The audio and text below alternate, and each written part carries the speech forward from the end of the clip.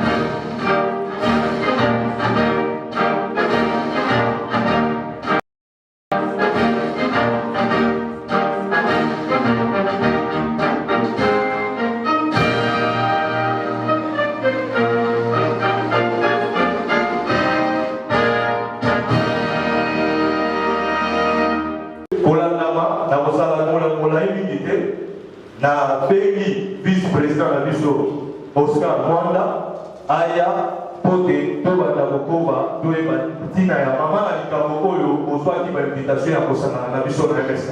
Merci. Tubozali na pifope na nguya ya kokonza ikela mobiso batu banyama bamai mopepe bazamba ilona bangula mikolo pe mabele bino bato ya lokumu banganga mayele na basakoli ya nzambe tata mokeli bino bato bokonzaka na molimo bino banganga ya mayele ya ekolo bakeli ya biloko ya lolenge nyonso mpo ya kokonza ekolo na nguya na enzombo na bobangisi mpe na lokumu nyonso bino basoda mpe bapolisier bakengeli ekolo bamboka bato mpe biloko bya bango bino bantoma mpe bakonzi nyonso elongo na basali ya leta moto na moto kolandisa molongo mwaye bino banso bana ekolo Kongo bino bato bozali na bamboka ya bapaya mpe biso banso bana ekolo Kongo bakoko batata bamama bilenge mpe bana basi na ya mibali oyo tozwani na kati ya mboka moto na moto kolandisa molongo mwaye ya liboso bokombo ya MSK mpe ya biso banso tosangani awa nazokisi matondi mpe lokumu mingi na nzambe tata mokeli ya mokili mobimba oyo akela biloko biso oyo emonanaka na oyo emonanaka te nzambe oyo bakoko na biso bazalaka kosambela liboso ya kondima banzambe ya bapaya baoyo bamemela biso pasi mpe libunga oyo tozali na yango ya mibale kaka se na nkombo ya nzambe wana oyo na chiluba tobengi vili mokulu na lingala tobengi nzakomba akongo mongali na swahili tobengi mungu ni mwema mpe na kikongo tobengi nzambe ya mulendo oyo apesi biso banso makasi na makoki ya kokoma na esika oyo mpe okombo ya nzambe wana ye oyo alataka nzoto ya motu mpo ya kolobela mpe kosunga bato baye na nkombo ya kimbangu mpe okombo ya ya bakoko na biso banso oyo batosaka ye mpe lelo bazali basantu natondi bino botondi mingi na ndenge botiki misala na bino bandako makambo ya ndenge na ndenge oyo bozali na yango boye na esika oyo koparticipe na sortie officielle ya MSK oyo ezali mouvement Sauve le Congo boyamba na esengo mpe bolingo mbote ya lokumu kouta mpenza kati ya motema na ngai mpo ya kolakisa ke tozali na bomoko oya kolakisa ke tozali na bomoko na makanisi tokoki ata mokolo moko kobosana bango te okombo ya bana nyonso ya Afrika oyo batekama bakenda bowumbu na baoyo milimo ya bango na basacrifice par bakonzi tozali na bango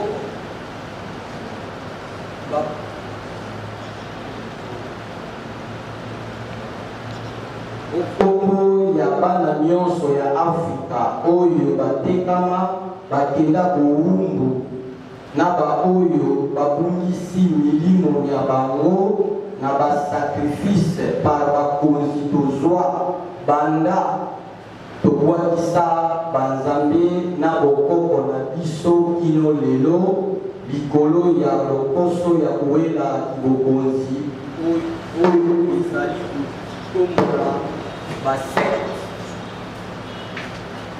oyo ezali kotombola basecte religion politique science mpe spiritualité ya bapaya sans oublier baoyo bakufi mpe bazokufa sikoyo na makama ya ndenge na ndenge oyo ya koluka libiki nasengi na bino banso totelema minute moko ya kimia mpo ya kolemia na lokumu nyonso milimo ya bango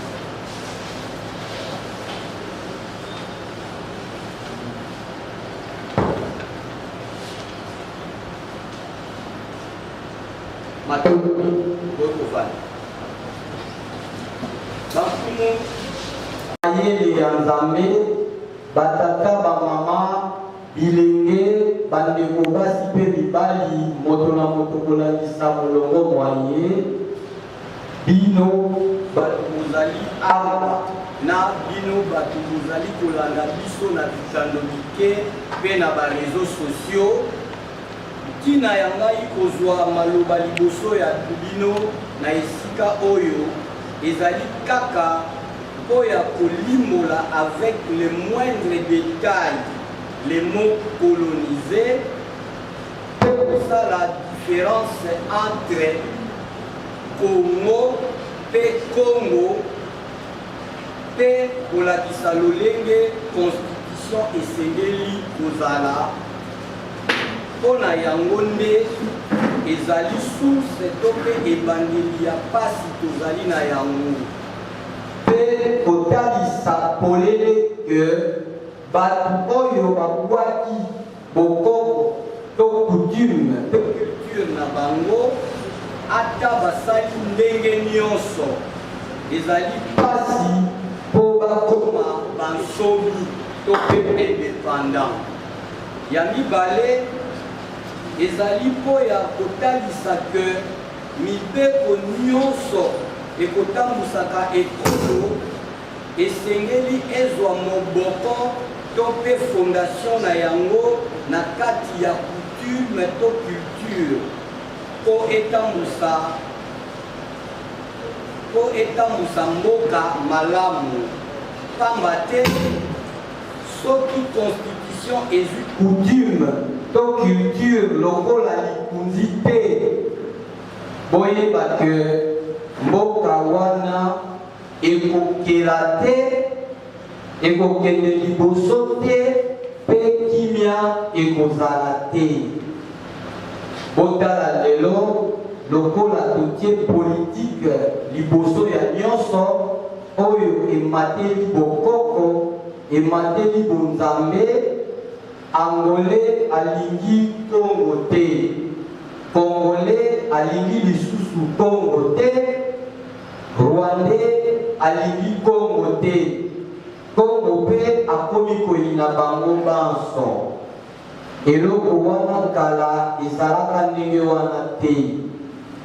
Na bozali kotosa coutume oyo bonzambe ezalaka deja na kati, oyo ezalaka kopona bakumu oyo basengeli kotambwisa bamboka, bituka mpe baekolo. Botala ndenge tosuki na kobeba. Soki lelo tomituni motuna les mots politique, démocratie, république, niveau d'études, religion, esungi biso ya Afrika nakanisi ata mutu moko te ya mayele akoki kondima iyo. Na français balobaka, il n'y a que les imbéciles qui ne changent pas d'avis. Kaka bazobande baboko te lolenge na bango. Biso na MSK toleki bino na mayele te.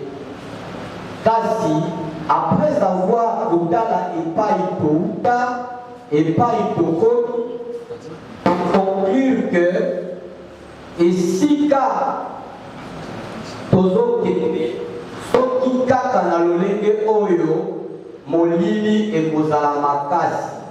Yango sans que botaxe biso po appartenir na tendance songolo to pakala, bobele po ya kosauve honneur to pe lokumu ya ekolo na botosi bokoko to pe bakutime oyo ezali kosangisa ekolo Congo.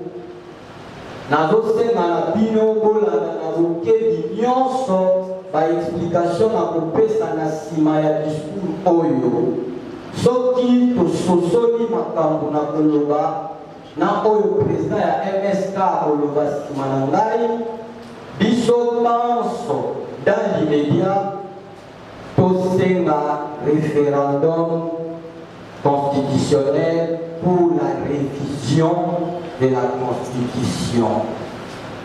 Bongo totia mobeko lipunzi oyo ekozwa coutume tope culture Congo comme socle.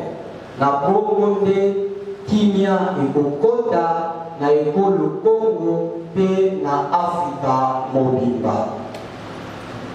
Bakumu ya mboka, banganga mayele ya Nzambe, batata bamama, bilenge bandeko basi mpe mibali, moto na moto kolakisa molongo mwaye. Tina to pe objectif ya intervention na bosangani ya lelo ezali lisusu po moto nyonso ayeba que celui qui ne connaît pas d'où il vient, qui il est, n'arrivera jamais là où il va. 2. Aucun pays colonisé au monde s'est développé sous la colonisation. Tous les pays colonisés, puis développés après, se sont développés sous la révolution. 3. Le verbe créer, ou soit le verbe inventer, ne se conjugue jamais à une langue étrangère. Moto moko te akoki kokela na monoko ya bapaya. 4. Enfin, la communauté internationale, les organismes internationaux, les ONG, les associations, les églises auxquelles nous n'avons pas été associés de la création spirituellement et dans lequel nous les accompagnons aveuglément, ne peuvent en aucun cas nous offrir la liberté ou l'indépendance. soki tokolanda kaka bango tokotikala libela mvula na mvula bawumbu. Bino bankumu ya mboka nyonso ya Kongo, bino bato ya lokumu banganga mayele pe basakoli ya Nzambe Tata Mokeli, bino banganga ya mayele bakeli ya biloko ya lolenge nyonso, bino basoda pe bapolisier bakengeli ekolo, bino bantoma pe bakonzi nyonso elongo na basali ya leta, bino banso bana ekolo Kongo, bino bato bozali na mboka ya bapaya pe biso banso bana ekolo Kongo oyo tozwani na kati ya ekolo. Okombo ya Nzambe oyo bakoko na biso basambelaka, okombo ya bato oyo Nzambe wana Tata Mokeli na nyonso alata banzoto na bango po ya kopesa bato na ye basolution, abengami na kombo ya Tata Kimbangu, sans oublier bakoko banso na bato banso bakundela mboka oyo na bandeko banso basopa na ewapi na mboka. Donc si la Constitution respecte la coutume et la Constitution respecte Bonzambe, Constitution wana nde ekotambusa mboka. Lelo basali na Nzambe na kati ya constipation oyo toza nango baza ta na considération moko te. Lelo bankumu ya mboka baza ta na kati ya baza ta na respect moko te. Alors bandeko nanga tosengi na bino oyebisa biso te bato wana balie, bato wana baza na tendance boye te. Kaka mpona kosauve mboka tosengi na bino tozolance le référendum. Totala na misu biso nyonso toyebi ke mboka etambolaka lisusu na constitution te. Totambolaka na accord ya oya, accord ya Saint-Sylvestre na baaccord bino koyebi wana. Alors mboka oyo totambola lisusu na mobeko libundi te. Eza mboka ya malamu. Merci. Na silongwe wana na ye na première raison oyo tozosenga bino tobongo na Congo tolongo na lettre C tokende nango na lettre K ezali spirituel. Bandeko na ngai ntango mindele bayaka bakutaka bakoko na biso basambelaka, bakutaka bato nyonso bayebi Nzambe. Notre pays ne s'appelle pas la République démocratique du Congo. Notre pays, c'est le Congo. Nakoyi kosala bilonga république. Mindele baye bakuti biso na ba royaume, ba Belge. Bamane ba coloniser biso ha. Lelo na Belgique na na dirijaka. Roi, soki royaume ezalaki mabe. Bango bapesi biso république ha. Soki royaume ezalaki mabe, mais bango bazwi république te. Alors, l'Afrique a 54 pays. 2 seulement sont dirigés par les rois. Maroc et Swaziland. Les 2 pays sont stables.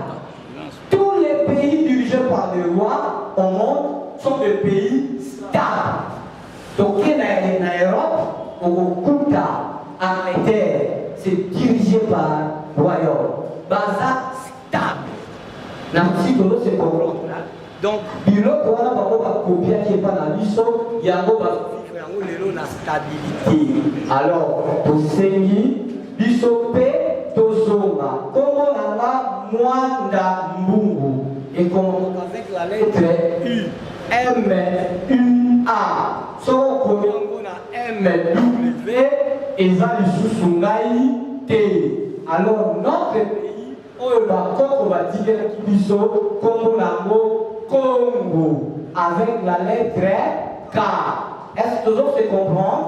Alors, avec beaucoup du respect que je vous dois, pourquoi au lieu de la C, au même abisso dans le cas, il y a un pour vous à Congo. Ok. La première raison, pour que vous êtes un pays fort, il faut que vous soyez d'abord fort militairement, n'est-ce pas? Attends, vous avez or, vous avez l'uranium, vous avez le diamant. Ceux qui vous êtes fort militairement, moyennement, que vous êtes un pays fort, exact. Pas d'accord? Au Congo, nous n'avons que deux grandes bases militaires. C'est la base militaire de Kamina et la base militaire de Kitona. Les deux commencent par quelle lettre? Quand il y a un soldat, on dit que Kamina et Kitona les hommes aussi, le but de créer un centre militaire pour former les soldats.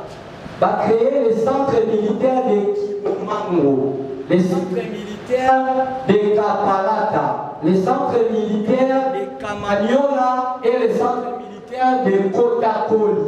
Les quatre commencent par quelle lettre? Nam la tindi bango? Merci.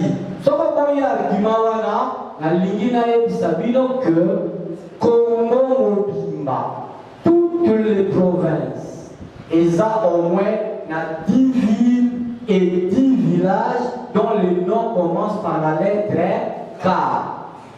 Au-dessus de Tchasso Kébé, Congo central, Mokaliboso, Kassamulu, Kisandu, Kipesi, Kinini, ceux-là qui ont dit ah, ça va Congo, na sauté, na kena souka, na katanga,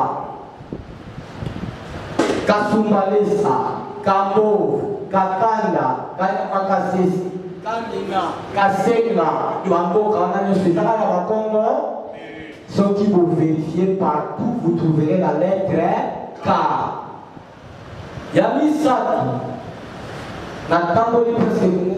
Sauf l'Équateur. Il n'existe pas un vrai Congolais. Donc, dans la composition de son nom, vous trouverez la lettre C. Est-ce qu'on se comprend? Alors, il n'existe pas un vrai Congolais authentique. Donc, dans la composition de son nom, vous trouverez la lettre C. Il y a quelques Congolais qui l'ont fait sciemment. Comme on a dit Chimanga, à Komatango, Simanga. Sauf que dans la Louba, il trouvé origine, dans le but de dire Simanga, de dire Chimanga. Et ça a orgueil, il y a classe, là, on a beaucoup de botani, on dit qu'il y a un net. Est-ce que vous comprenez? Comme on a dit Chimbumbu, nous connaissons Simbumbu. C'est une faute grave d'orthographe. Est-ce qu'on se comprend? Comme on a dit Chimanuka, nous connaissons Simanuka. Comme on a dit Chime, nous connaissons Akila na bamoko ya Obenga na Bonzambe, na bokoko ya bapaya, na pesibino dans son bote ya lukumu, pe ya bolingo.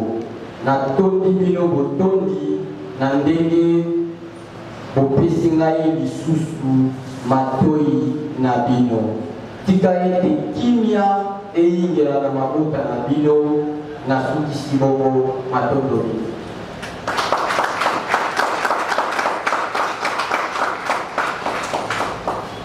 Ça va bien pour la Koyoka autrement.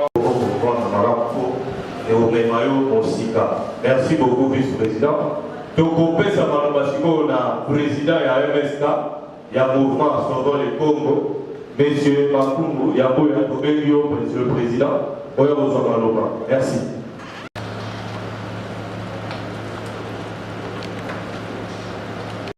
Merci. Maintenant, nous pour se présenter, pour répondre à l'invitation de l'ISO. Naï Nazali, écrivain, chercheur scientifique. Nazara en France. Nazali 16 ans en France. MSK est un mouvement au Otami en France depuis novembre 2011. Tout le monde dit que pour moi, il y a Congo, le vice-président à Outikoloba. Il y a Congo avec K, Topanda qui est en haut. kuna na mboka ya mindele place oyo biso tokinda tolobaki te tokokosusa bitumba wana kuna te parce que mboka na biso ezali awa yango wana tosedesidaki na bandeko oyo tozali lisanga na mwa ndambo wana tomema bitumba wana awa parce que mboka wana kuna eza mosika moye bato bacomprendre bitumba oyo malamu ezali te. MSK ezali effectivement nini mouvement sauvant le Congo. Donc MSK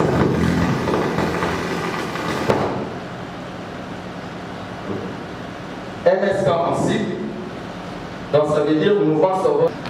Donc MSK ezali mouvement socio-culturel au tozali kobongila ozongi ya pouvoir spirituel, pouvoir scientifique, pouvoir politique au tobongisa depuis il y a de cela 7 siècles passés. MSK ezali mouvement ya juxtaposition pe mouvement ya centriste congolais oyo tozali kobundela ba valeur fondamentale oyo tobungisa il y a de cela ndenge nakobi tout à l'heure 7 siècles passés na royaume Congo. MSK ezali pour soutenir ni pouvoir en place ni opposition politique congolaise et puis ni ba idée ya ba conseil ya mingele oyo ezali ko détruire la culture, mœurs, tradition, coutume, paix, par principe na biso depuis traite nucléaire, colonisation, tilelo na kati ya néocolonialisme oyo ngi koloba nouvelle colonisation. MSK tozali ko soutenir ba makanisi nyonso oyo ezali pour le développement ya mboka na biso sur le plan culturel, social, économie et politique. Na kati ya MSK na ba même na kati ya ndako même na esika oyo bato basangani jamais bato bakoki kovivre bazala na mibeko esika nyonso même na libala mwasi na mobali na kati ya ndako bazalaka na baprincipe mpe bavalere oyo esalaka emema bango batambola lolengo elongobani mpona progéniture ya famille na bango. Na kati ya MSK tozali na principe na biso ezali basé sur l'inspiration, sur vision, idée, détermination, conviction et réalisme. Tozali mpe na méthode ya kotambola po tolonga bitumba oyo touti nango na mboka ya poto oyo toye nango lelo awa. Méthode na biso ezali bolingo, respect, dignité, paix, justice. Yango mpe esingaka ke bato bazala lisanga na mboka même na bafamille po basala monde nyonso batalisaka biso bazolakisa biso na itaxe bazali na sigle moko ya aigle, mais ce n'est pas l'aigle qui dépasse l'étoile. Étoile ezali eleki tous les astres. Donc l'étoile là oza liboso minzoto wana ezali kolakisa kokasi esika kibokonzi ya molimo ya pouvoir Congo evandi kibokonzi ya science oyo nyonso ezosalama lelo na mokili, invention ya baavion, invention ya technologie, innovation sur tous les plans ebanda na Congo. Même lelo téléphone Android, ba smartphone eye ba oyo bakolinga un jour akoki kokende na musée ya Kerviren na Belgique pour vérifier bokomona na kati ya musée ya Kerviren batia tablette ya 7 mètres en hauteur oyo ezosymboliser premier calcul mathématique oyo ezosalama lelo na mokili ebanda na Congo oyo ezala ancien Égypte antique. Tozali na bamakomi awa toza na livre ya Didier Moumengi, La naissance du Congo lui, il a bien écrit Congo avec C. La naissance du Congo, de l'Égypte, à Manzako, où ils ont justifié, par makambo nyonso autonomie, la science et banda. Minzo Doana, Négatologie, science, paix, kibokonzi, il y a politique, voire même, et banda, na invention, et création, il y a mokili. Minzo de Sambo, Nyonso et Lingi Kolo, dans l'ensemble, les 7 étoiles, et Lingi Koloba, les sous-sous, les 7 piliers, il y a projet Oyo, biso na kati ya MSK toza nango, pe tozali kokontinue kosala ezali 7 piliers ya socialisme scientifique. Ndenge nalobi pourquoi socialisme scientifique, peut-être vous pouvez vous étonner, parce que science ebanda na Congo. To continue. Bendele ya MSK ezali na langi ya verte. Couleur verte oyo bozomona pe ya pembe. Langi ya verte ezali mpona espoir ya kimpwanza ya Congo pe kimpwanza ya kibokonzi ya molimo esprit kibokonzi ya science oyo tobongisa ya de cela 7 siècle pe kibokonzi ya politique oyo tobongisa depuis le 3 mai 1491. Langi ya verte elingi lisusu koloba mpona kobatela mokili mpe kobatela bomoi ya bato awa na se. Lelo azosalela biso babombe partout. Mokili esalama te mpona koboma bato. Yango wana il faut une révolution verte. Révolution verte wana ekobanda awa na Congo. Langi ya pembe. Langi ya pembe elingi koloba bokonzi ya lumière ya mokili lolenge ezalaka na ebandeli ya mokili ou bozongi ya molimo santu na mokili. Qui veut dire quoi? Dès le départ, il n'y avait même pas de bombes. Toyebaki pour partager respect zalaki entre biso bato na mokili. Et c'est quand même moto ya yambo oya banda mokili na Congo. Donc couleur ya pembe, donc ya langi ya motani ezali kotalisa biso bozongi ya mokili ndenge bandaka po tosalaka babombe te, mais entre bapeuple na mokili bolingo ezala mpona oyo bazokotama bazala lolenge ya malamu. Bendele ya Congo oyo bozomona oyo bendele oyo ezali na bachene oyo totieli pangola ekati yango elingi koloba kolongwanaki bobungi oyo tozali na yango na molimo na biso pendant 7 siècle.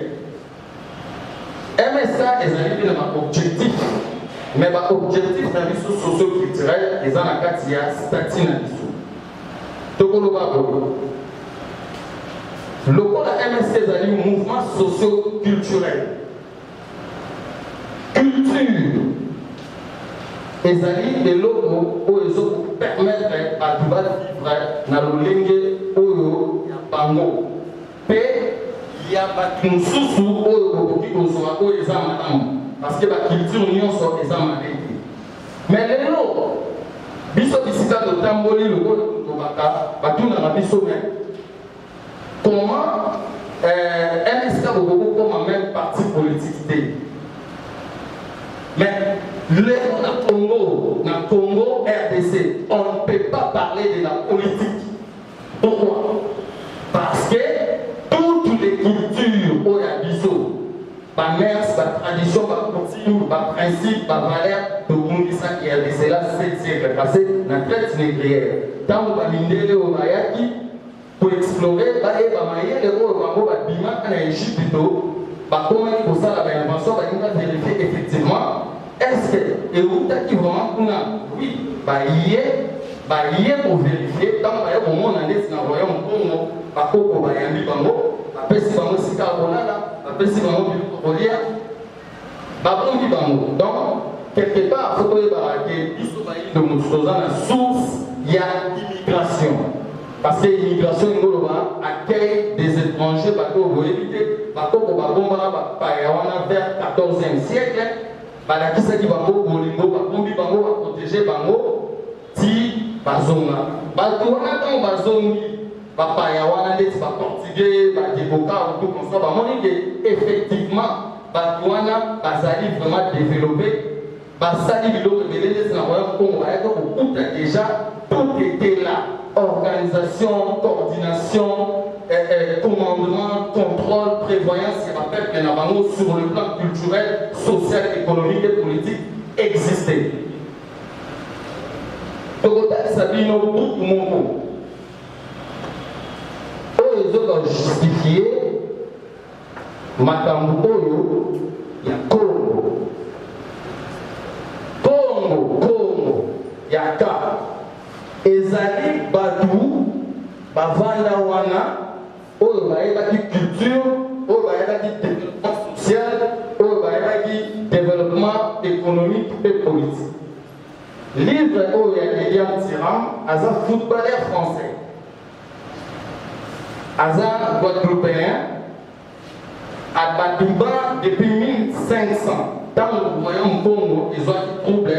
Tant que portugais va étudier bakoko bamoni évidemment bakoko ba yeba ki invention c'est non bango pour yeba na bango azwa tango kuna tango ba ki ba yebo zonga ba bato photo panza bango ba ye na minduki na ba bible otangi bible te fotango mona makasi ba tiro olingi te ba kanyo ba singa ba tena océan Pacifique Atlantique Amérique du Nord Amérique du Sud. C'est ça qui a détruit le royaume Congo. Et puis pour retenir, Congo ce n'est pas un secte. Congo n'est pas un secte. Parce que n'a pas transformé biso spirituellement dans l'esprit na biso. Tant nous avons les lots dans boka na biso Congo a kobina ka ils ont la secte. Tant amoni Kimpavita azali lokola gendarme na biso. Oyo abandaki kopenga na mindele oyesa bango boso Bino amabe, oh, on met les au violet, au bon, par mensonge, par vol, bozo, c'est qui va vite. Voilà, donc pour regarder quand Sabino a livre pour y aller en tirant, Mes étoiles noires, de d'ici à Barack Obama. Et bien, en 2010, na 53e page. Nini, na kata buku oyo, et ça a 25 écrivains. Il y a une na ainsi que Yémo 25, vous pouvez vérifier, même dans les réseaux sociaux, au Google, au moment, 25 écrivains, donc 25 philosophes. Dans la 53e page, Bakali ici Bissopoué. Balobi, Donna Béatrice, c'est Yaya Kimpavita.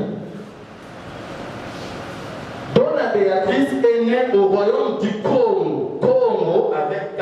Ça, c'est les blancs et les noirs, ces écrivains-là, qui se sont mis ensemble pour écrire ces livres.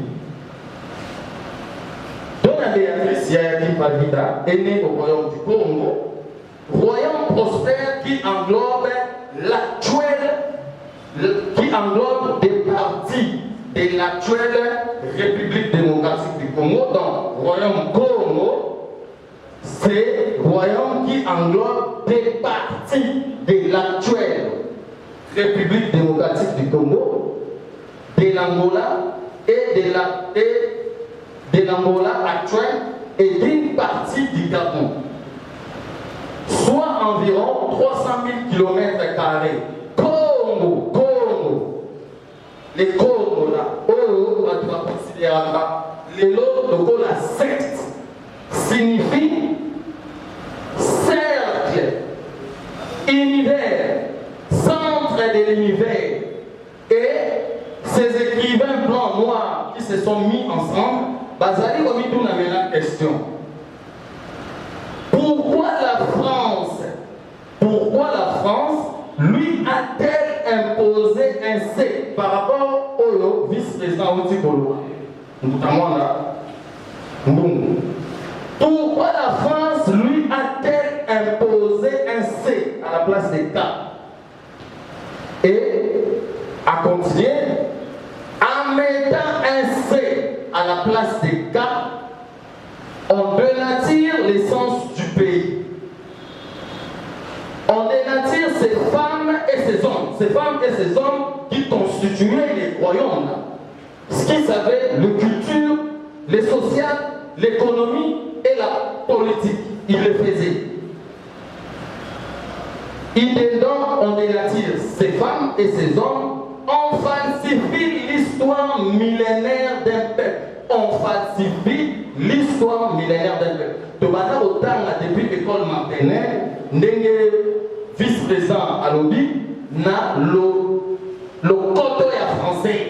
Mon côté kati na biso pa toza et koki ko échapper na litoyo.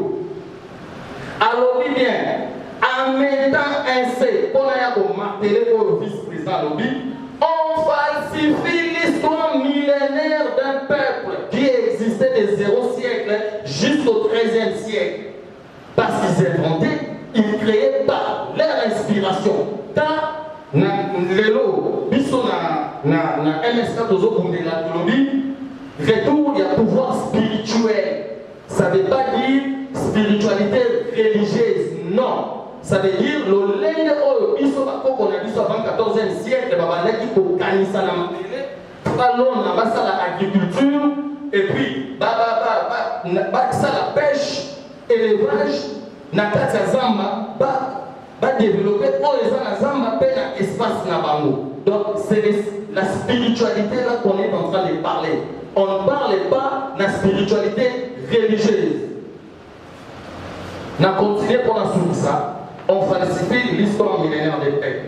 En 1482, lorsque Diego Cao est le premier navigateur portugais débarque au royaume du Congo, il découvre une foule bruyante habillée de soie et de velours. Tangu Diego Cao il s'habillait déjà dans la soie avec des velours. Et Kamusaki Bango. Et quelle sorte de vélo? Il découvre une file brillante de soie et de vélo. Des grands États qui englobent l'actuelle République démocratique du Congo, de l'Angola et du Congo-Brazzaville et du Gabon. Des grands États bien ordonnés, et c'est là dans les moindres détails. Des souverains puissants, des industries opulentes, civilisées jusqu'à la moyenne des eaux. Je m'arrête là. Je crois les livres là, écrits par 25 écrivains. Ezali, recherche scientifique pour étaler sa vision, pour Moana au la secte et la secte. Je continue. MSK, base de la vision de l'économie, Ezali culture. L'économie, Congo. Il y a de cela 60 autres on ne peut pas parler de la politique. Un peu, Mobutu a ça là quelque chose. À zone qui authenticité pour nous. On va les détailler un peu. Dans le MSK de la culture est l'esprit. Culture est la mentalité. Culture est la kolakisa. Nous comment à développer ma pélé, maï, zamba, na espace. Tous allez dans la culture de pélé. Culture, il y a langue. N'enge vice-président au il y a langue. Tous allez dans la culture, il y a développement environnemental. Tous un exemple. Dans l'environnement, na biso, les lots par exemple, na ba toilette na simanda na biso. Ba malade des gens au Congo. Oh, na siècle et à l'élo, il aurait fallu déjà amorcer, changer, voire même situation environnementale loin. Tout ça à caniveau, où il faut curer ba saleté. Mais tous autres qui ont ba saleté na simanda na biso, on c'est pas ba solution de la biso. On a toujours provoqué par malade, par typhoïde, Mais à l'époque belge, ça existait, hein, vu l'injustice sociale, on a un niveau, il y a Gombe, Mbinza, tout comme ça, on a contré dans le monde, on a à part qu'il y a développement, il y a environnemental, il y a la culture et la construction. C'est aussi une culture. Comment un peuple paie spirituellement, je peux peut-être, pas spiritualité religieuse, mais spiritualité où ils ont la bongo et la moutou, avant lui, sur le plan de construction, dans un domaine morodeti, Mayanji, Vivianji. Depuis que le monde est monde, depuis que le monde est monde, que l'univers, le centre, où Lilian tira Malobi, où il fait ça, Nanuto, de zone canicité culturellement, tout ça là-bas, c'est une rivière commerciale. Donc ça veut dire la culture, il y a construction, on est perdu. Mais la peine ici, ils sont bien beaucoup, il y a des liens tyrans. Un royaume prospère, bien organisé, des grands États. Oui, certes, les autres, c'est pas tout comme ça, parce que les livres ils ont symbolisé, dans le 19e siècle, il n'y a pas pour ça la ville. Bapanzi, Balokoli Angola, Baché Gabon, Bapanzi, Baché Congo, Bazavi, Baché Ebisona, Batiki Kuna, Balobi, maintenant, il faut changer mon tout. Tout le monde c'est dans le cas, tout chasser, parce que c'est Tiki, Bango Naka, tu vas obligé, Tiki Kabalang na Bango, Matam na Bango, mais il y a moi, de la conférence de Berlin, en 1884, ils ont été 10 février 1885. Même voir, après avoir étudié le territoire, il y a pas qu'on a vu pendant la traite négrière, on dira pendant 5 siècles. Et maintenant, on a cet exemple de Vivianji, cette culture, cette spiritualité culturelle. On n'a jamais pensé de construire par contre tous autres la mindele, Bayarosa et la Bissot. Il faut que les n'aient FMI. Tandis que culture et monnaie même, ça nous, ils ont étonné Bissot. Moi, on est franc congolais.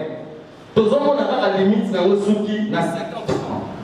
20 francs, ils ont raté, 10 francs, ils ont raté, voire même 1 franc, ils ont raté. Comment un pays peut marcher? Nous devons marcher l'argent n'a pas de valeur. Cette culture monétaire, nous devons les réformer. Donc voilà, culture la construction, photo soit la spiritualité, oh il y a des choses, ceux qui ont 35 ans et qui ont créé emploi, bah non, on va tout ça, moto, bah non, on va tout les manzela, bah vous avez ça. Quand tu as 35 ans, déjà, il y a la subdivision, il y a capitale dans la province. Donc, tu sais, autoroute, tout à la boulevard, on va trouver ça. Et ça, autoroute, c'est très dangereux. Il n'y a pas la sécurité humaine. C'est l'autoroute. Batoubaboké pour passer au Naté. Ils peuvent même sur la culture de construction, pour Timola, pour ça, le passage souterrain, donc on va bâtir la Banoumoua. Pour Batoubaboké, Batoubaboké pour passer. Moutaouti les maïs. Aouti Matédé. Moyen de qualifier les années, mais il faut contourner. Mais il faut conduire au-dessus d'un moka. Il faut culture pour la construction et ça pour la manzela.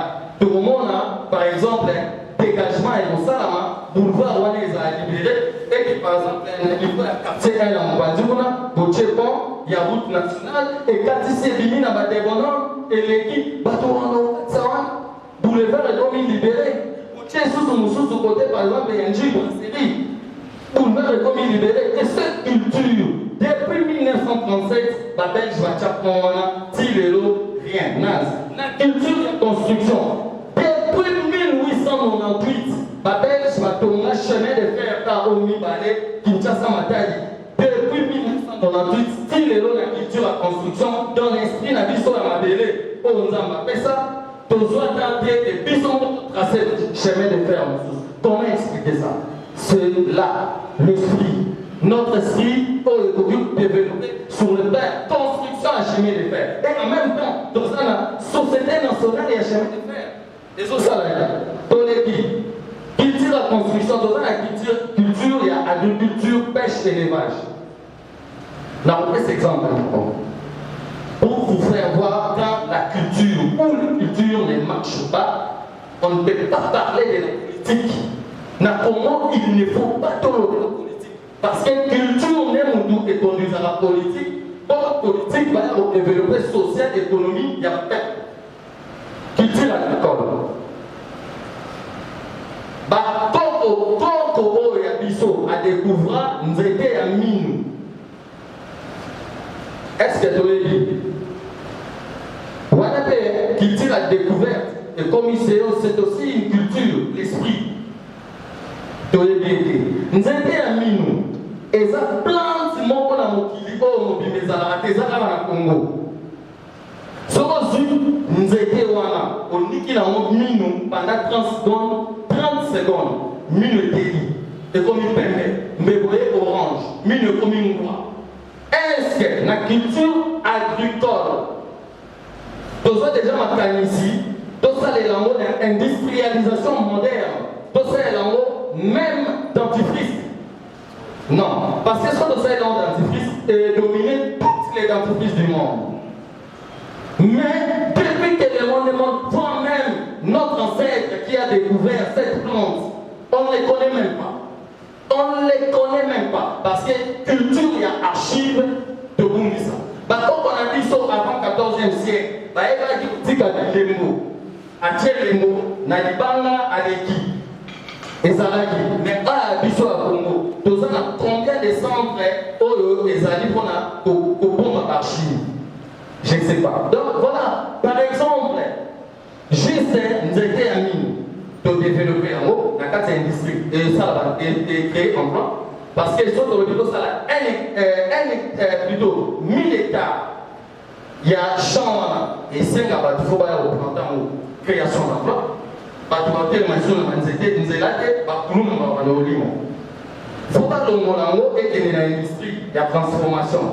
Et aussi comme ça, il faut pas extraire le jus en eau. Et ça, il faut pas ça le mélange. C'est ça la culture. Dans nos autres à Congo, on dit que Makala aussi, c'est spirituel.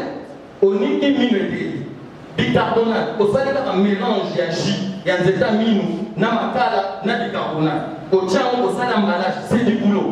Au sein des préparations, je vous rassure, peut-être nous nous sommes ensemble, mon côté peut-être à résonant.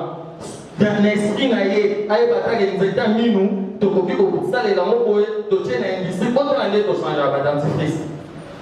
Au sein des Colgate, au sein des signaux, mais plantes, dans le monde, ça n'existe pas. Les lots minéraux, diamants, coltan.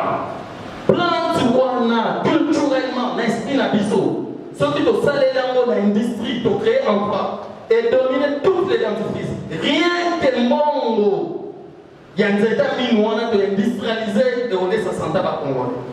Tout ça, les gestions, par Congolais, il y a 4 ans on a la santé. Bref, dans l'agriculture, il y a pêche.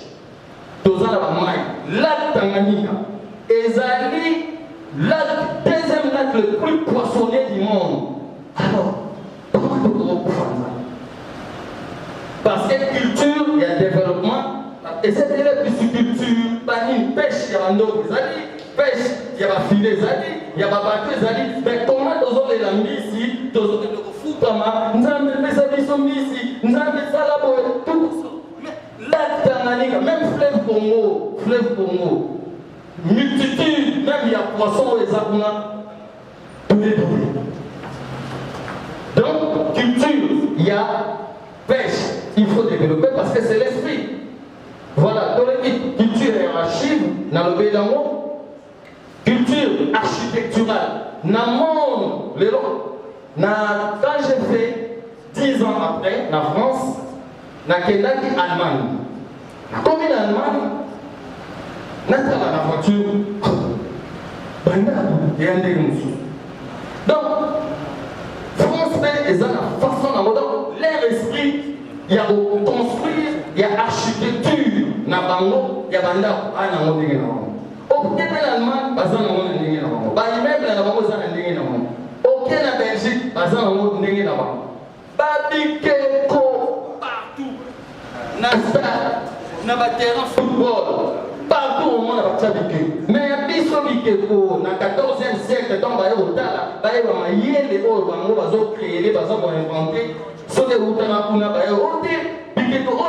œuvres sataniques, mais les lots, Joseph Kabila Kabangi, avant Bima, la misère, ils ont dessiné pour ça, œuvre d'or, Wanadou, et que les gens ont ça depuis le 14e siècle. Ce qui est la terre vilaine, pour au moins la brouette, na masuwa ba mususu kwa isatuna pour comprendre que ba koma ba Congo ba koma ba biloko na motu même Kimbangu Fumu Kimbangu papa Simu Kimbangu il est là-bas pour que les gens awa biso to ko beta solo ya papa Simu Kimbangu mingi sur le plan il y a religion qui habite ça qui va certes le 6 avril 1921 mais avant le 6 avril 1921 Papa Simon Kimbangu abandaki kosala na Huileries du Congo belge HCD. Il était pointeur, azo marqué batie wana bato bazokota yefo anuka bango et à cette époque pour bachayo osala pointeur ce n'était pas facile. C'était un intellectuel, visionnaire, clairvoyant. Il a même fait 3 mois de grève à engager l'élite syndicale dans 4 Huileries du Congo belge à Elisi Mindele. Comment c'est la justice sociale? Bino bozo tomabanda kukuna na minza na bagombe partout. Bino kama mdoke na vacances biso tozo sala awa kati ya HCD. Comment tozo sala ndenge moko ba indo foko futa bango par exemple 10 francs. Bino ba mindele même air tosali même musala bango foko à 50 francs. C'est pas juste. Et cette injustice sociale, oh papa Simon Kimbangu Kondela il est l'eau à Wana, et ça peut exister. Donc voilà, culture architecturale. Donc, tous les artistes, peintres, et bébés. Mais il y a des fois, selon une bonne et comme un problème. Selon une salle où il y a Suzanne là, tous par exemple, et que comment on peut poser là, et comme un problème. Oh, c'est ok en France. Dans tout le monde a la misée. Il y a Paris et où tu vas au monde. Dans la vie qui est mais on a vu ce autres vidéos et comme un problème. Donc voilà, culture architecturale, photo yéba, l'olé, dans la boucle où il y a Cheikh Atadio, et Tika la France, Banda, zone pavillonnaire, où il y a français, où il y a tout le Royaume Congo. Et puis Royaume Congo, ils ont chanté. Royaume Congo, l'édifice dans l'eau, ils ont un système d'église catholique. Et puis, il y a des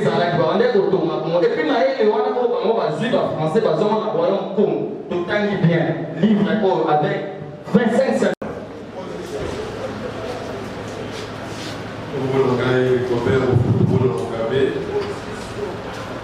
Nazali, analyste politico-public. Et à Solo, Nazali beaucoup plus marqué par la conclusion de la journée d'aujourd'hui. Conclusion de la journée à l'élo, à l'objet, solution pour l'unité. Mais solution va présenter sans écrit, mais va personnifier en mots. Et j'ai vu Kimbangu, j'ai vu Kimbabita. Alors, je commencerai par là. Mingi Katnabiso, je vous dis sincèrement, la plupart des Congolais qui ont écrit sur l'histoire du Congo doivent un jour demander pardon. Les gens ont falsifié tellement l'histoire, Yambokoyo, que c'est un péché grave, et ils continuent même à s'appeler des grands historiens dans ma chaîne.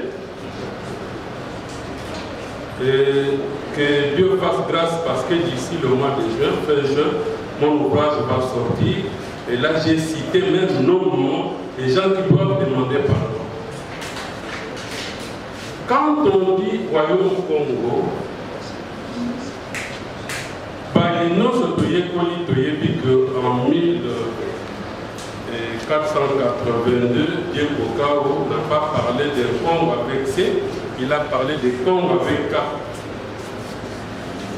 Et ce qui te commis le 2 juillet 1706, parce que Kimpavita ne pleurait que l'unité du royaume, dans le livre de que c'était le 15 août 1665 que le royaume avait connu son éclatement et Kimpavita a y pratiquement quelques années après, Azali Kolela, royaume, unité dans le et la jeune fille Kimpavita, dans mon Congo, a été brûlée vive, non seulement dans la classe, un certain 2 juillet 1706, les lois Kimpavita étaient là qui clair.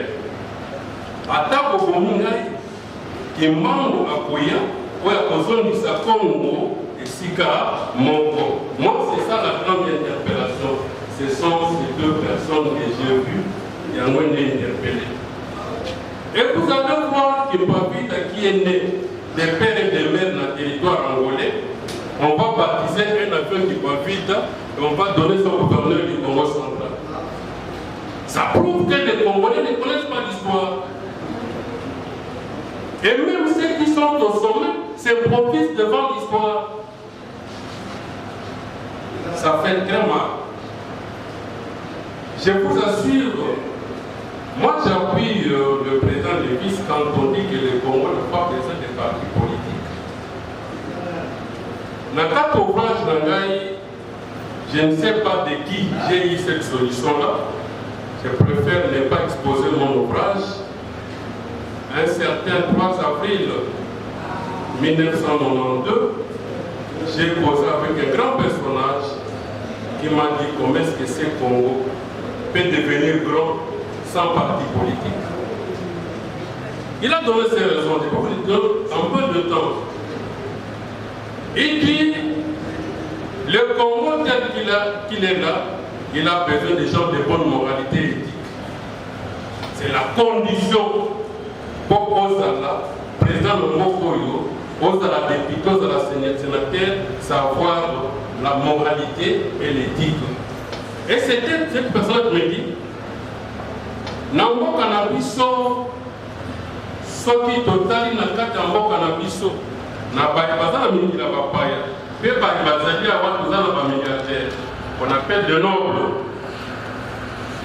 Et cette personne me dit, ce qui te permet de noble dans le Congo de faire des recensements, va déclarer avoir na bango. To sengi na moko aligné à compte dans le Parlement, prenons 35 millions. Nous concevons un Parlement de 600 personnes, dont 500 députés et 100 sénateurs. De lobby, nous avons fait à 200 nobles. 35 millions fois 257 milliards. On n'aura pas emprunté dans la Banque mondiale, on n'aura pas emprunté dans le Fonds monétaire, on n'aura emprunté chez personne. Alors, tout ce que vous appelez parti politique, mettez l'ensemble dans vos organisations non gouvernementales de développement. Même ces nobles-là, parce que vous avez même pris des mines, il faut pas y avoir un témoignage de l'église dans Bango. À s'engager, qui sont de bonnes moralités et éthiques. Parce que ceux qui nous prennent avec de bonnes moralités, on s'en prend au chef de son église. Que celui qui ne prie pas ne vienne pas se prétendre devant les autres pour faire du n'importe quoi. Il faut des garde-fous. Alors, ces partis politiques qui deviennent de GNG avec les autres, pour l'occuper 200 personnes va se réunir, on ne retient que 200 de bonnes moralités et éthiques. Après, on leur demande un petit chiffre. Si nous donnons un montant qui peut nous amener à 3 milliards pour 200, on aura 10 milliards. Si nous prenons les 15 milliards avec le renforcement de contrôle parlementaire, les 15 milliards, donc il y a pour l'âge, volatilisée dont nous autres on lui a parlé, on sera déjà 27 milliards. Si nous prenons le faux montant qu'on nous communique, que nous allons 5 milliards à budget, nous ajoutons ça, on va se retrouver déjà à 30 milliards. On va dire maintenant, et les autres, comment comparer. Parce que nous avons les nobles, les paysans et les clergés.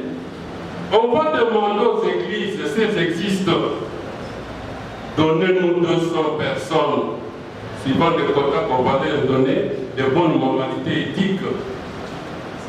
Même nous qui n'avons pas d'argent, si nous sommes de bonnes conduites, l'église peut nous déléguer, parce que l'église ne va pas donner un montant comme caution.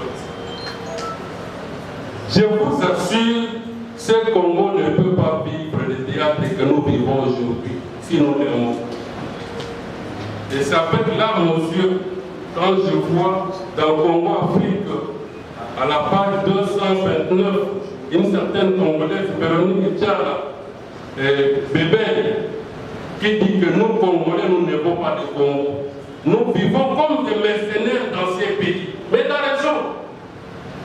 Les Congolais vivent comme des mercenaires dans ces pays. Donc, moi, je le salue avec joie. Et quand on va faire une invitation, c'était pour moi une interpellation. Dans le pays, il leur a dit que moi, j'ai publié un ouvrage. Ouvrage Nangaï, le ministère de la Recherche scientifique l'a qualifié d'un ouvrage à la fois philosophique et théologique. Tandis que je ne dis pas l'université là où je travaille, c'est fait parce que vous n'avez pas une université qui va envoyer à travers toutes les universités. Par le but, si nous négligeons cette histoire, c'est que nous n'aimons pas ces pays. Le Congo est ennemi des Kibango que vous voyez là-bas. C'est ça le péché du Congo. Le Congo est ennemi des Kibango. Donc voilà, je ne suis pas orateur. Ils avaient pas l'impression. Je suis très content que je trouve des solutions. Alors l'ouvrage d'Angaï à 145 pages est allé dans le même sens que Makamona. Vraiment, je vous assure, ce qui m'ont appelé nous ambassadeurs grâce, je souhaiterais que le président de MSK, on saura comment l'atteindre, que le baptême du livre soit fait par donc, les MSK. Ça serait une bonne chose aussi. De comprendre que ces pays, n'avez pas demandé ce soir à ceux qui se disent pasteurs, qui se disent prêtres, ce qui vous suit, Esaïe 4, Esaïe 19, je termine par là. Au verset 1, on vous dit, Dieu vient dans la nuée au milieu de l'Égypte. L'Égypte, c'est l'Afrique. L'Égypte, c'est l'Afrique. Il vient faire quoi? Dans le verset 19 à 20, on vous dit, il vient libérer les opprimés. Kabila libère les jours de son investiture, le 27 mai 1997, à Lobi Kimbangu, c'est le premier libérateur du peuple congolais. Personne ne l'a suivi pour dire donner une journée chômée payée à Kimbangu. Parce que les combats des églises au pays, si vous ne savez pas les combats des églises au pays, ce n'est pas considéré Simon Kimbangu. Quand nous prendrons conscience qu'il a notre chair, qu'il a notre peau, on ne nous demande pas de devenir kimbanguiste de faux, mais acceptons parce qu'il est le nôtre, vous allez voir comment le Congo pourra prendre son envol. Ça, on comprend maintenant que celui qui a dit que j'ai été envoyé pour libérer les peuples du Congo, Kimbapita parle de Kimbangu qui viendra pour unifier le Congo, Kimbangu dit j'ai été envoyé pour libérer les peuples du Congo et toute la race noire. Il est dit, mais comment le verset 23-25 que Dieu va bénir le monde, proclamer le monde partant de l'Afrique. Le verset 23 dit, béni soit l'Afrique ou bien l'Égypte, mon peuple. La Syrie, œuvre de mes mains, Israël, mon héritage. Israël a perdu la place d'être le peuple de Dieu. Il faut dire ça dans Amos 3, verset 1 à 2. Donc, j'ai donné, c'est pour ça que je dis que Nazari, analyste politico-public, je n'ai pas voulu écrire que ceux qui disent la Bible peuvent rejeter, mais je vous assure que personne n'aura des arguments solides pour rejeter ça. Libérons-nous les Congolais. Et nous ferons beaucoup de temps pour atteindre la maturité spirituelle. Mais si c'est que ça peut donner l'occasion, il n'y a pas atteindre la maturité spirituelle, disons aux autres, pourquoi vous nous interdisez d'accepter qui manque? Voilà, je pense que c'est ça la petite contribution.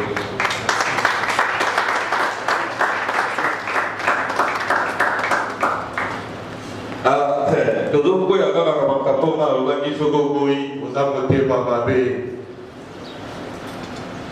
prophète Jonathan.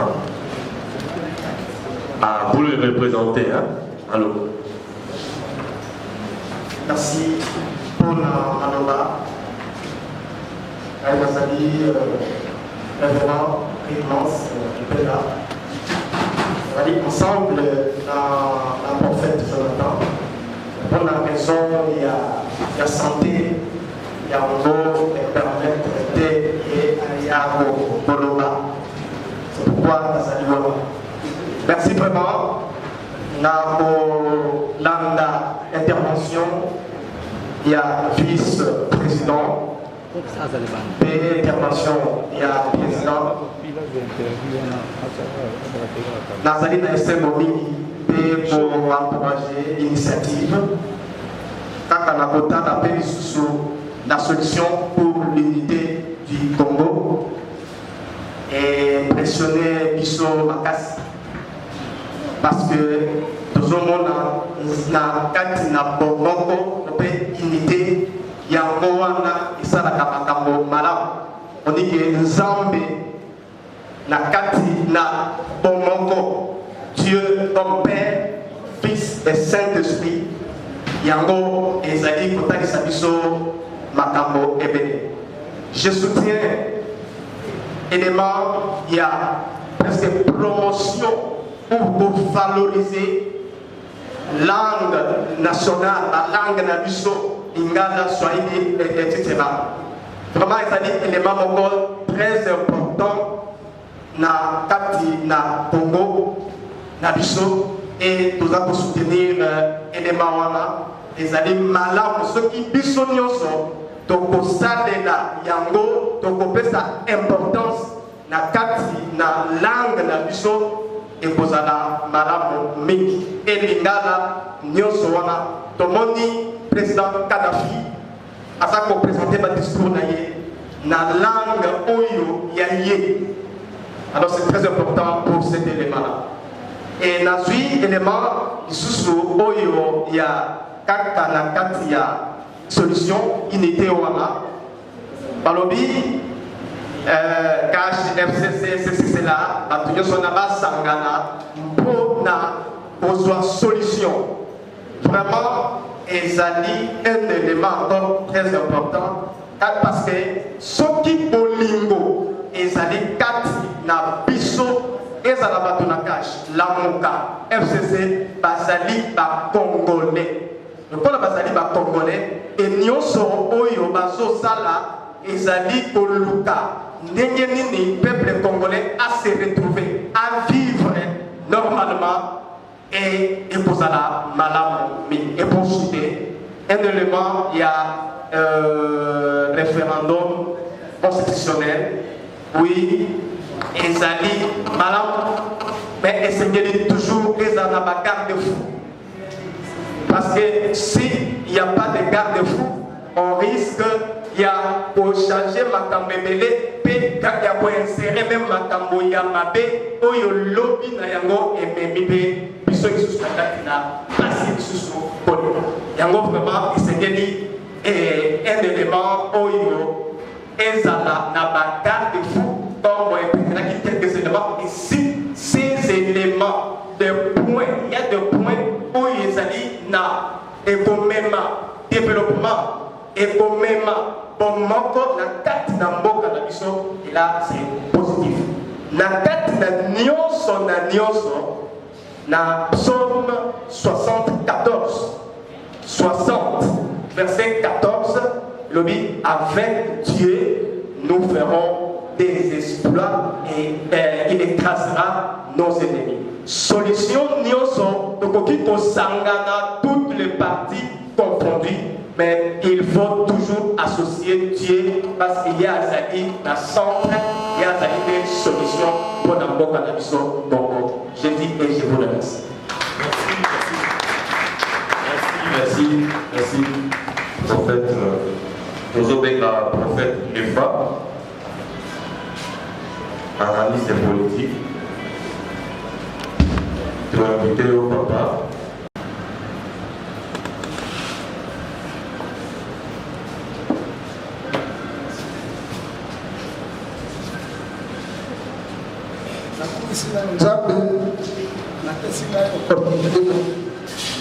Vraiment, à telle manifestation, il y a capitaine et dans la suite l'invitation, à tout le monde, à l'obédaki, ils ont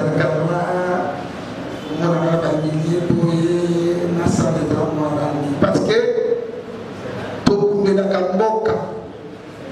Si moi qui parle de votre maman qui va vite, babu bakufanya katika basipo kimambo ebele otozoluka mpona développement ya mboka mpe na libération.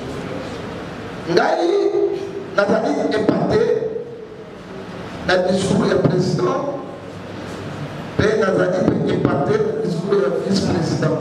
Balobi makambo ya motui ya mingi.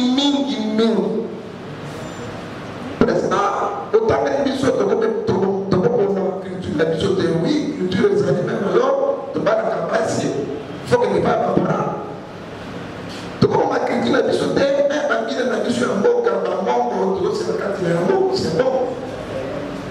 Tokoma coutume c'est bon, mais le monde aussi évolue. Nakopesa exemple ndako biso tozolata mambanda awa ndela zalaka etangi papa kuswa nasali ebaminga papa kuswa alobi tolanda mindelete tozala moite tout cela et pourtant papa kuswa eti limbanda te late lamba oyo ndele asali nzambe asali bato na bato tosunganaka mobali aza na place ya kotia mwana te me mama nde mobali apesi mokumba ndenge papa ya lobi très sage nde aboma mokumba abimisa mwana aza na mayele te aza na eloko te me abotamaka na mayele diplomate parce que soki mwana abotami soki médecin azwi mwana ntina soto mama na ye ayoki deja suka mama na ye me mwana aza oblige akela libele pabi soki kaka ye libele te akoda ye ndenge vice président lobi c'est ça papa badiscours obobeti badiscours malamu toyoka yango ndenge na ndenge mikolo nyonso kaka biloko moko epende na kati esimi biso banaliste analyse politique d'analyse défenseur il y a peuple congolais avec un prophète du peuple John Nkefa.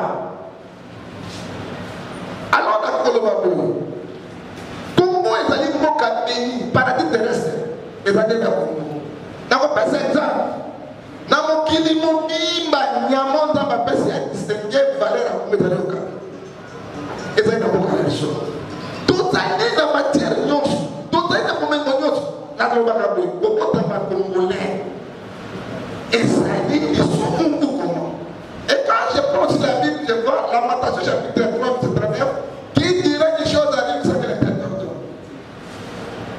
Comment il faut que nous Moko? Comment il faut que tout le monde tout ça dit non, c'est bon. Mais toi, être un mindele, être un biso, tout ça, pour tout le cas, solution, il y a développement. Comment la biso est dans la développement?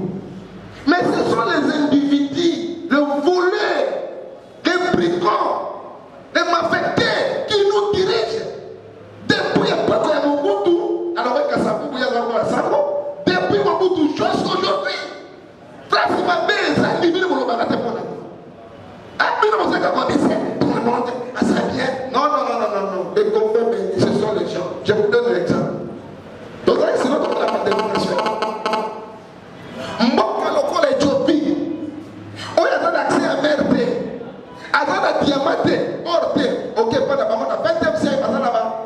métro, basali na développement on vend di maya côté. Bataka la société kaka nini ya bango oya ba vieux kaka pas dans la nègre bazo. Ce sont les gens qui sont mauvais. Ce sont les gens. Ce sont les terroristes. Moi je n'ai pas peur de personne. Ce sont bango. Ah papa, on peut faire exemple. De la modernisation, vous dites que la manière de voyer de ce robot. Mboka lokola Sénégal. Oya zakana mbuba ya pamba. Mbuba ya pamba Sénégal. Allez voir Sénégal ya wade. Na Sénégal est l'autre que ça. Mboka lokola Côte d'Ivoire. Oya zakana na café na cacao. Moi je suis révolutionnaire. Aucun de Côte d'Ivoire n'a pas de matière du colo. Biso pendant 1960, Mindere Baké indépendance de l'homme de travail. Après tout, pour la mise là-bas. Culture de mon temps de la chrétienne. Économie, donc comment tu vas développer tes génies? Bah, vipère au bâton. Qui ne savent pas la valeur de peuple. Et puis, yo Congolais, Mawa. Avec la Congolais, bazali bazoba au susu taba imboko pe. Bato ba dirige pendant 19 ans, ba yebi yote, ba yebi hôpital na yote, ba yebi social na yote, ba yebi eloko kama na yote à cause ya 200 ans. Boye ko pesi fois. Lelo bazo. To ko développer mboko na bato yo. Ba bomi Congo, ba yebi développement Congo te, ils vont continuer. To ko continuer à passer encore. Non. Vice-président un président n'a pas de Guido. À part la boutique, à part la Guido, mon tatou pour ma Congolais, les ministres Congolais, beaucoup. Et ça dit Congolais, ça va discours au tête, tout ces Congolais. Mboka loko la Rwanda. Et ça dit même la province, les équipateurs, les Kémona Mounen. Les gens qui ont de comme état systémique. Richesse et droit. Diamant or, roi, na Mboka na Bisso. Et Bisso, mon autochtone. Dans ce salon. De ce salaire. Et puis moi, dans le analyste politique, dans le professeur d'université, il parle de beaucoup de français, parce que c'est l'autre côté. Français, de l'autre côté. Sauf que les gens sont Congo. Donc on s'en a dit sur le moment de Congo. La molie, moment de développer mon cannabis. Mon dernier pour développer mon cannabis, parce qu'il y a l'intérêt. Diamant, or, corban. N'a qui vous produit mon ennemi, il y a collègue, il y a tout ce corban. Mais biso no travail na biso na ki. On a dans discours politicien. Ça sert pas. Total avenir, total à Congo na biso. Total to sala nini. Na ke ba je ko yo na dipoto. Na souci na boko ba ko pesite na bango. To ya puye ko to ça ensemble et to continuer. Pour na ko conclure. Na di kambo to sala ngo ya boka na biso. Ce que les Congolais pour la lettre de gérer la marque, ou bien sauce mon béfond le 31 décembre. Ça c'est la vie. Mais tout le monde a ça, papa lobby. Tout le monde a banyama. Tout le monde a l'élevage, c'est bien qu'on y a bana oya bango. Dans la Soudan, Omar Béchir, un grand dictateur puissant. Mais moi, la moi c'est pas ici, la cause n'a dit pas $30, 30 centimes. Bah, quoi y a qui? Donc, on a les sous-sous. La carte d'Algérie, pour te dire qu'à quoi? Bon, le peuple est contre sous l'acheter. Sauf que tout le monde a clarté. C'est nous qui souffrons avec nos enfants. La repère sur exemple. Bah, non, il y a pas de mots. Il y a mot comme il y a pas de mots, il y a pas de mengo, il y a tout caca, il y a salaka, il y a pas de nyama, il y a pas de mots. On va sacanaka parce qu'ils sont des nyama na bango. Papa tiens quand on a télévision, pas la nana. Mais bah non il y a iso. À cause de la modernisation. Papa bien votre dit poto. À jeudi nous avons tomate. Il y a senti la tché ba bouchon, il y a la sauce de la est-ce que c'est normal? Bah non il y a iso à jeudi ma petite ça a dit bah moi la copie. Mais oh il y a bango $100, 200 aussi bien. Papa bonjour, papa je suis là, papa tu dis quoi? Quelle injustice? Payer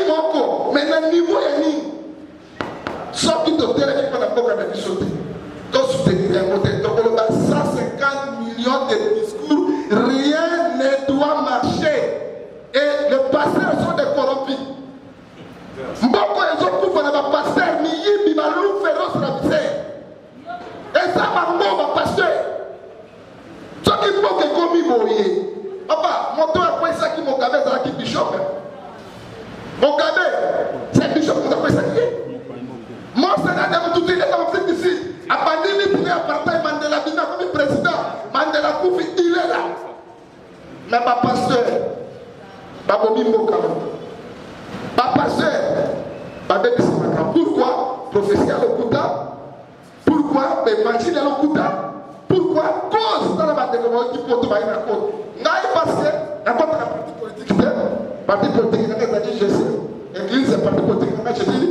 Avec le président, mais il a soutenu le parti. Il a soutenu à 100%. Parce que la idéologie, il y a malamu, forme un mboka, sauf de ça. Donc, ce qui ça va. Papa, tu as la succès. Comment on a la mort de Jésus? Motos, un gouverneur qui a tué, qui a pillé. Oya sani makamonyoso na yumbi. Il vient ici à Kinshasa. Papa, je suis d'accord, il faut acheter la constitution. D'accord, la constitution, on doit changer aussi la constitution. Il vient à Kinshasa avec l'argent des sommes. Après, c'est pas des idées provinciales. Va voter les gouverneurs de la ville à Kinshasa. Papa, mais les peuples sont là, ils regardent, lève-toi et les courage. Alors, ce qui est au cas, il va aller au Union est possible. Constitution sur la banane de papa, l'élection va gouverner. Il faut peuple voter à province Kinshasa, va voter, va gouverner. Donc, on a ce qui va jardiner, va qui bout à ce qui va. Donc, on a ce qui va recevoir. Parce qu'il vous plaît, parce que je vois sur pour la finir les récréations. Quand on ne voit pas clair, l'article 64 que vous appliquez pas ça Constitution de la République. Et je dis, je vous remercie. Merci. Les gens d'âge français, bien pensé. nalingi nanga mot de passe pona banda ko naviguer. Très heureux, chers internautes, de vous avoir encore drôle.